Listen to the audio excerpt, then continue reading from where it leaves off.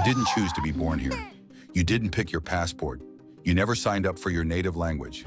Yet here you are, proudly waving your flag, singing your anthem, defending your borders.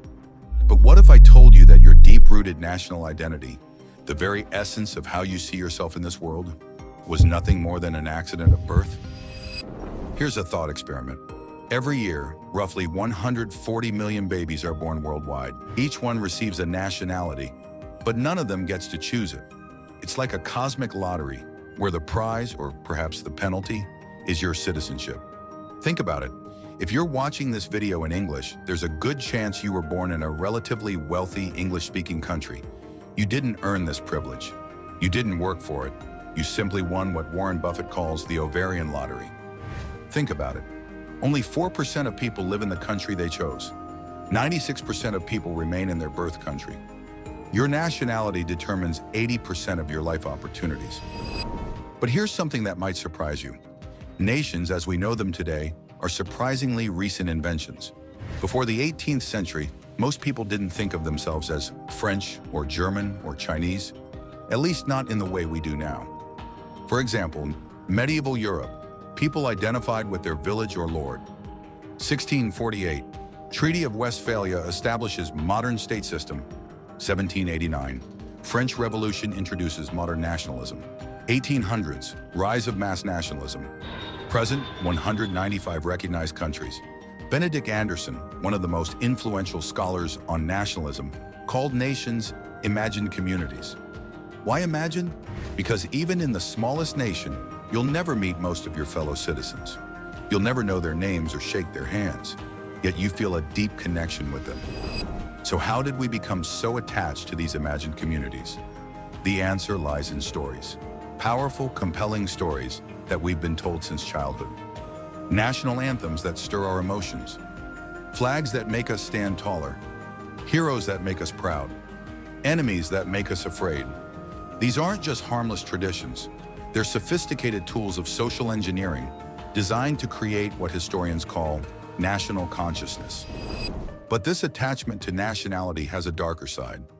Throughout history, it has been used to start wars, justify discrimination, create artificial divisions, and maintain power structures. As Albert Einstein once said, nationalism is an infantile disease. It is the measles of mankind. There's a fine line between loving your country and believing it's superior to all others. When national pride transforms into extreme nationalism, the results can be catastrophic. History has shown us this pattern repeatedly. Nazi Germany's superior race ideology, Imperial Japan's belief in divine destiny, the Yugoslav War's ethnic cleansing, modern-day white nationalist movements. Extreme nationalism works like a virus. It starts with simple pride, then mutates into 1. Superiority complex. 2. Dehumanization of others. 3. Justification of violence. 4. Mass atrocities. We're seeing this poison spread even today. Rising xenophobia in Europe, ethnic violence in Myanmar, religious nationalism in India, political extremism in many democracies. Psychologists have identified key warning signs of extreme nationalism: blind loyalty to leaders, rejection of international cooperation, conspiracy theories about other nations, willingness to sacrifice democratic values for national interests. The cost of extreme nationalism: World War II, 75 million deaths. Yugoslav wars, 140,000 deaths. Rwanda genocide, 800,000 deaths. Countless refugees and displaced persons. But here's the tragic irony. These conflicts, fought over national identity, often destroy the very nations they claim to protect.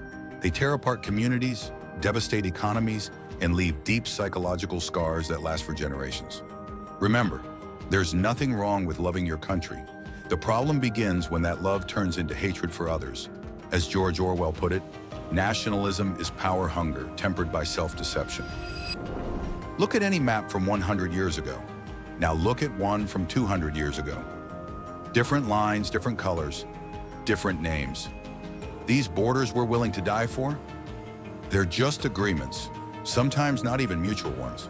Think about it. Palestine and Israel, India and Pakistan, Russia and Ukraine.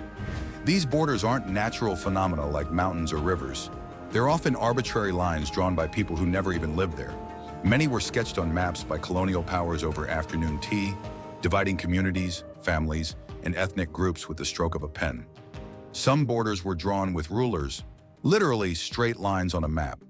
Others were decided by wars, treaties, or colonial deals. But here's the kicker. None of them asked the people actually living there. Today's world is more connected than ever.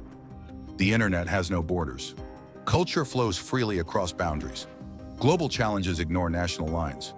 Economics transcend borders, yet we still cling to these artificial divisions. Why? Research in psychology shows that humans have a fundamental need to belong. We create in-groups and out-groups naturally. Nationality just happens to be one of the most powerful ways we do this. But here's the twist. These same studies show that these groupings are incredibly flexible. Children who are randomly assigned to red team or blue team will quickly develop team loyalty. Sound familiar? Strip away the flags, the anthems, the borders, and what do you find? Human beings. Just human beings.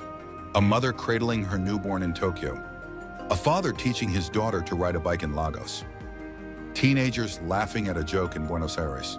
An elderly couple holding hands in Paris. Our hearts beat the same rhythm, about 100,000 times a day, whether you're in Beijing or Boston. Our tears fall the same way when we lose someone we love.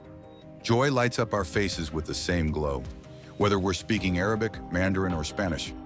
Biologically, we're 99.9% identical. That tiny 0.1% difference, it has nothing to do with national borders. Yet we've built walls, started wars, and divided families over lines that exist only on paper and in our minds. So what can we do with this knowledge? Here are 3 practical steps. 1. Recognize the accident. Acknowledge that your nationality is circumstantial. This doesn't mean you can't be proud of your country, but understand it's not an achievement. 2. Expand your identity. Start seeing yourself as part of larger communities. Your profession, your interests, your values, or even humanity as a whole. 3rd, question the stories.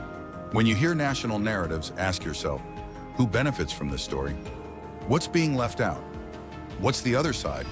We're living in an age where 250 million people live outside their birth country.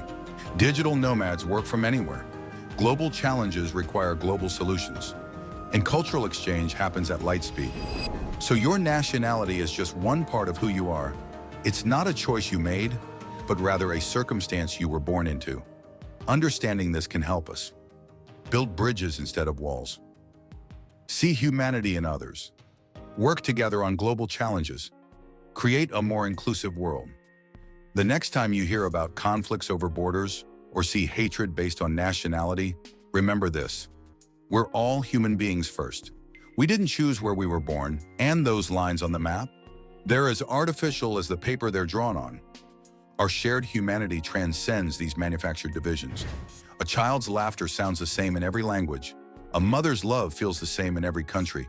Pain, hope, fear, joy. These are the universal experiences that unite us all. So I ask you, when you look at a person from another country, what do you see first? The imaginary lines that separate you, or the humanity that connects you? If someone asks where you're from, how would you view this question? Are you from a place because you were born there? Or are you from everywhere that has shaped who you are?